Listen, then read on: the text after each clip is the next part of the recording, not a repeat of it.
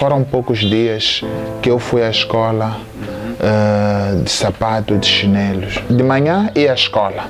À volta da escola eu vendia petróleo. Pala fenaleno. Há dias que pronto era cantar, a partir de casa, às vezes só vender uma única garrafinha e voltar. Vendia amendoim. Ok. Amendoim e castanha. Amendoim e castanha. Olá, seja bem-vindo a mais uma história do Vida e Sucesso. Hoje vamos conversar com um jovem que tem uma história super interessante que eu creio que você vai gostar. E desde já seja bem-vindo, ilustre, apresente-se e vamos conversar um pouco sobre aquilo que já tínhamos aqui abordado, a sua história. Muito obrigado. Primeiro agradecer pela oportunidade que estou a ter neste momento para falar um pouco daquilo que é a história da minha vida. Exatamente. Eu chamo-me Jorge Franz Manhissa. Isso. Sou nativo, residente no bairro de Tsalala. Ok. Tenho 36 anos de idade. Sim, obrigado. Perfeito. 36 anos de idade não é pouco tempo, né? Já estás na fase madura da juventude. Tenta contar um pouco. Como é que foi a tua infância? Ok. De uma forma breve. 2 minutos. Muito obrigado. A minha infância foi, não vou dizer que foi fácil, foi uma infância muito difícil. Okay. Eu passei momentos tristes, tive momentos muito tristes, mas graças a Deus, ao longo do tempo, consegui superar, consegui quais são esses reversar. momentos tristes que teve na sua infância? Por exemplo, vou falar um pouco. Tive momentos de problemas de saúde, momentos de luta, falta de condições para poder avançar, continuar com os estudos, mesmo para ter pão em casa, para poder ter uma alimentação não foi fácil. Mas problema de saúde, está à vontade em falar quais eram esses problemas de saúde que teve? Sim. Okay. Quando eu era criança, padecia de um problema de saúde, problemas estomacais, problema de estômago, sim. Então a minha mãe levou-me para o hospital. Teve momentos difíceis porque em algum momento intencionava-se uma operação, sei lá, mas pronto. É algo incrível. Depois foi resolvido o problema. Okay. Momentos difíceis e quero acreditar que depois teve que ingressar na escola, primeira classe. Sim. Estando em momentos difíceis, dificuldades lá em casa, como tal dizia, até para comprar pão era o problema. Como é que foi entrar na escola primária, tendo em conta que vivia também momentos difíceis? Sim. Muito obrigado. Eu comecei a estudar em 1993 na escola primária de Tsalala. Aqui no Pio? Sim, no Pio.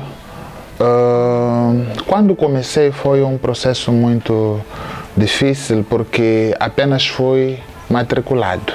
Sim. A sorte tenho um irmão mais velho. Na altura ele trabalhava na Terra Durande, na África do Sul. Ele conseguiu apenas me matricular. Okay. Agora, para eu poder conseguir ir à escola, eu confesso, fiz o ensino primário, primeiro grau neste caso. Eu posso dizer que foram poucos dias que eu fui à escola de sapato, de chinelos. Okay. Só que graças a Deus, naquela altura, o próprio sistema de educação não havia aquele controle, aquela obrigação. Tem que ter uniforme, tem que ter sei lá o que sim. Okay. E eu ia à escola, à volta da escola, a mesma roupa, eu tinha que tirar, lavar. Por uma outra roupa que considerávamos aquilo de estofo. Exatamente. Então é aquela roupa que eu punha ali em casa, pronto, lavar a outra roupa. Então, dia seguinte, tinha que acordar muito cedo acender a lenha. Tínhamos lenha porque na altura tínhamos machamba, tínhamos muitas árvores. Então tínhamos que acender a lenha, depois extrair aquele carvão, pôr ali naquele ferro de engomar a carvão para secar aquela roupa, sim. E às vezes não conseguíamos fazer secar na totalidade. Então tinha que pôr aquilo e caminhar até... Sem secar totalmente. Sim, sem secar totalmente, caminhar até a escola. E para poder ter, digamos, o sustento, a minha mãe fazia trabalhos, chamávamos de chitoco. Chitoco, o que é isso? Sim, chitoco, na altura, algumas pessoas tinham grandes hectares de espaço de machambas. Exato. Então a minha mãe ia lá para poder cultivar e no fim podia ser uma caneca de farinha, aquela farinha amarela nos tempos, depois uma caneca de feijão. E é aquilo que usava-se para o sustento. E nos dias que não conseguia fazer chitoco para ter essa caneca de farinha ou de feijão, como é que se via? Bem, raramente, são poucos dias que nós dormíamos sem ter a refeição. Sim. Mas era uma grande luta, uma grande batalha. Nos dias em que não conseguia ter estoque, a minha mãe às vezes conseguia ir à sua própria machamba, tirar lá mandioca, folha, matapa, neste caso folha de mandioqueira, tinha nhangana. Então são esses alimentos que ela vinha preparar para o sustento. Exatamente. Mas a outra informação, chegou uma fase em que a minha mãe andava de mercado em mercado, falava com aquelas senhoras que vendiam hortas, pedia aqueles restos de alface, aquelas folhas, restos de couve, e em algum momento ela dizia que queria ir dar porcos. Exatamente. Então, quando ela chegasse no mercado, diziam que está aí a senhora que cria porcos, já chegou. Então levavam aqueles restos, davam a ela, ela chegava em casa na sombra da mangueira, deixava aqueles produtos, procurava água, uma bacia de água, colhia cada folha, tentava tirar aquelas partes bem estragadas, deixava aquelas partes que davam para se aproveitar. E comíamos assim salada, comíamos assim couve, foi crescendo.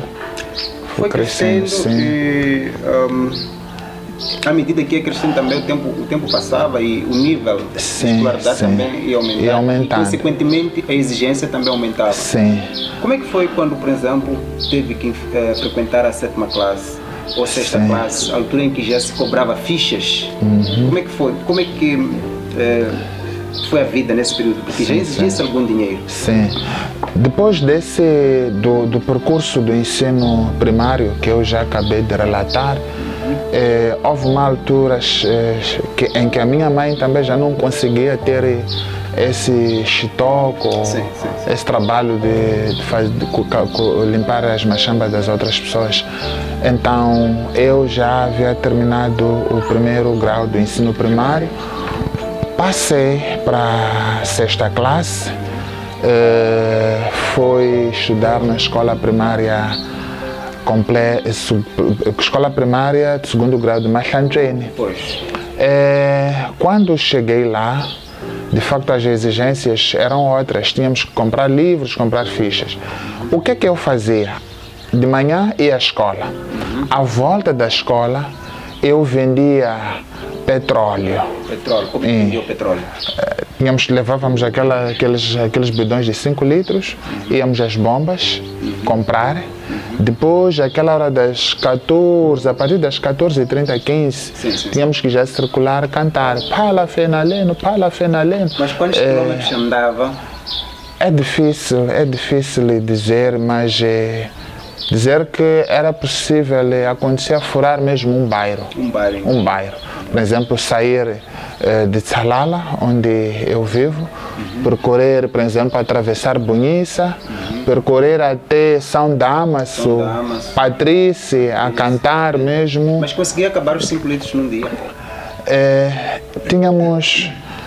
a oração era feita todos os dias. Posso dizer que registrávamos bons dias e também registrávamos maus dias. Há dias que pronto era cantar, partir de casa, às vezes só vender uma única garrafinha e voltar. Mas existem aqueles dias que pronto saíamos e conseguíamos vender. E sob o ponto de vista de lucro, qual era o lucro médio? Em uma garrafa ou num bidão de 5 litros, quantos meticais conseguia lucrar? Podemos falar de, se calhar, em termos percentuais, podemos falar de 15%. 15%. Mas para quem estava em casa, provavelmente não entende que é de 15%. 15%. Comprava o bidão de 5 litros a tanto e... Sim. O tempo passa, a memória já não me ajuda muito, mas... Recordo-me que o bidão de 5 litros estava 5 meticais. Sim. 1 litro estava 1 metical. Sim. Naqueles 5 meticais, nós podíamos conseguir vender, se termos 6 meticais e... Um metical de lucro. Era 1000 meticais de lucro. Sim, sim. Era 5.000 meticais. Era 1.500, conseguíamos ter lucro de 1.500. 1.500 meticais. 1.500. Ok, desses 1.500 meticais conseguia ajudar na escola e provavelmente ajudar em casa?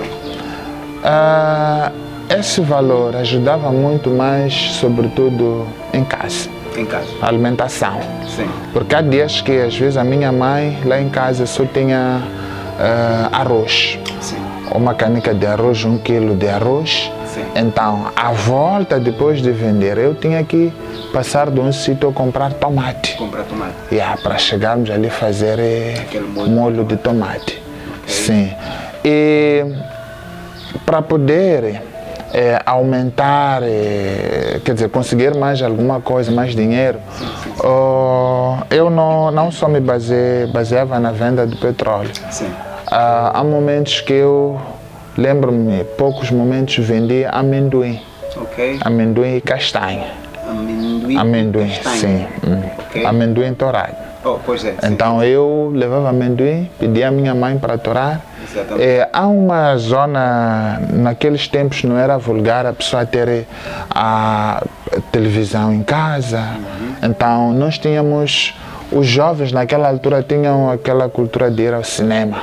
Percorrer uma longa distância só para ir assistir filme. E iam no Spoco? Sim, no Spoco. Então há um sítio onde chamávamos de Spoco, Carocha. Exatamente. Então tínhamos ali uma esquina, outro sítio era naquela zona de Fomento. Tínhamos também lá, havia lá uma esquina.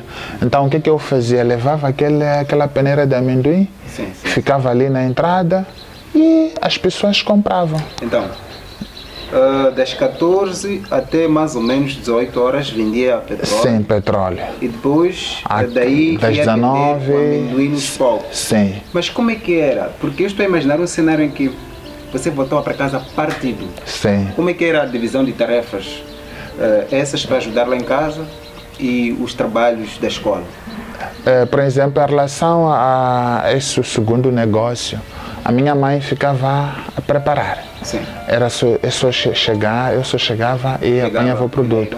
Agora, em relação ao petróleo também, nem sempre, não são todos os dias que eu ia às bombas para ir comprar. Às vezes levávamos aqueles bidões de 2 bidões de 5 litros. Então tínhamos aquilo estoque. Exatamente. E também tendo em conta que nem todos os dias nós conseguíamos acabar os 5 litros.